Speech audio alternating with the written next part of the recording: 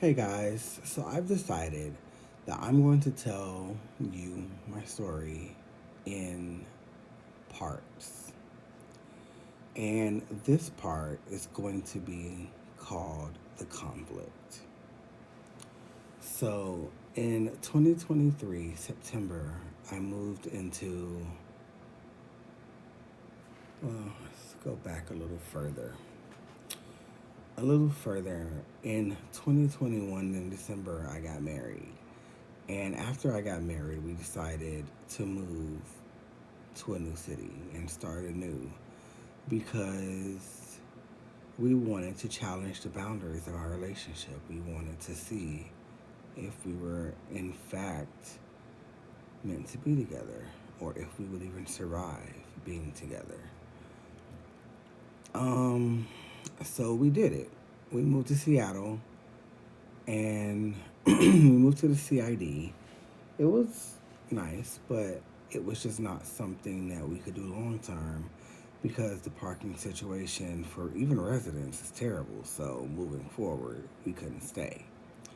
We ended up moving to the mill at First Hill in Seattle, downtown area pretty much, but it's First Hill. So that situation turned out to be an utter nightmare, like an utter nightmare. We faced so much prejudice and so much racism there. And we were like, listen, either we're going to sue you or you're going to let us out of our lease. And they were like, look, we'll let you out of your lease because we just can't do this. So they let us out of our lease and we moved. And where did we move? To Woodinville, Washington, where we moved into Wooden Creek Village. This was around September 2023.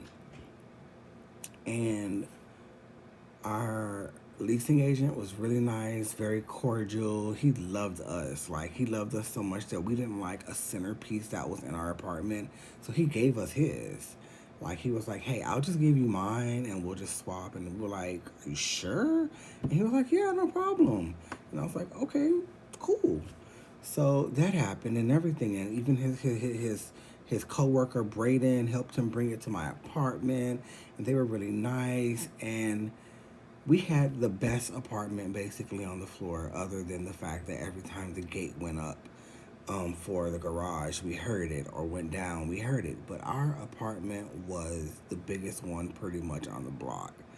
Not necessarily, but we had made it out of the racism and moved into a nicer area that was being advertised as being inclusive and diverse, as a vibrant upcoming neighborhood, and not to mention it's right near Wine Alley, and Woodinville is like the wine capital of the world.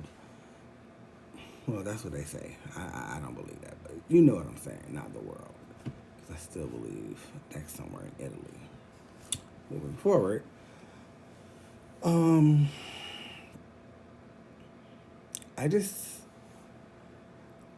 so we moved into Wooden Creek Village, and a month after we needed maintenance. So us needing maintenance, I put in a maintenance request, and the person was like, "Well, we can't just come whenever you want us to, or we can't just tell you when we're coming. You have to give us access, and when we show up, we show up."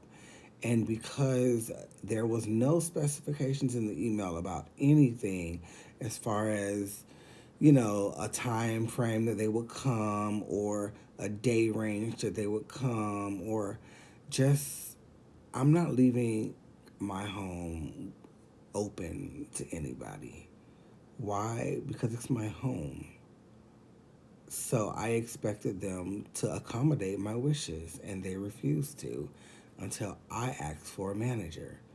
And then the manager was rude, and his name was Brad Weaver. And then I asked to speak to his manager. And then he gave me Mark Cruel. Crull. I mean, I know there might be some resemblance to Cruella, but no. So his name was Mark Cruel, and he presented as nice. He helped me And he even apologized for what had happened and everything. But then a couple weeks go by, and then I had this gym incident. And the gym incident was when I was refused access to a public amenity that we all share, all because she did not feel comfortable with me in the gym while she was in the gym.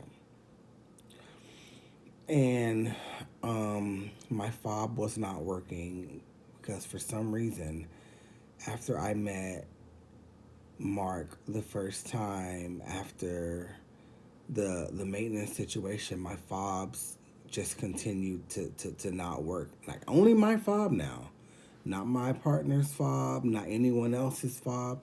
Even when I asked the community residents, everyone was like, listen, I have never had to change my fob, or I only had to do it once. And I've only been living there for like a month at this time, and my fob had failed at least 3 times a week. So I stayed in the office, which means I stayed needing something. I stayed wanting something, you know. I was never happy. And then when I asked them about the fobs and everything, everyone pretended not to know. And I'm assuming it's because the ones who were actually trying to help me were trying to help me, but their help was being undermined, which was causing me stress. Because here I am, wanting to leave these people alone, wanting to stay out of their face, and they are doing stuff in the background that ensures that I have to come and see them. I have to come and talk to them, which makes it just seems like I'm a nuisance. And I don't appreciate the way that they manipulated the narrative. But even though they tried to, my leasing agent still loved me, and everyone in the office knew my name, and everyone was so happy to see me because I'm just a ray of fucking sunshine. And it's crazy.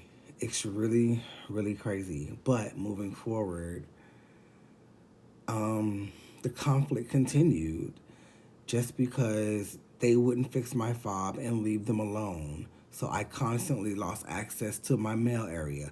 I constantly lost access to other buildings that I needed access to because they have amenities that I pay for monthly. And like I just constantly just was being refused access, refused access. But moving forward, he didn't like that I complained about the racism, so I posted it on the Flamingo app that we had as a resident. It's a resident only app, so therefore I didn't tell the public. I told the residents, and I wanted to know what was going on. I wanted to see if they had my support in understanding where I was coming from, what had happened, and why it should not have never happened. And then my leasing agent, he saw the post because he is a resident there, and he told his boss what had happened. And then his boss emailed me for a meeting, and when I went into the meeting, he attacked me verbally, he attacked my credibility, he was very rude and dismissive of everything, and told me that I should have never posted it, and that he was deleting my comment and deleting my post.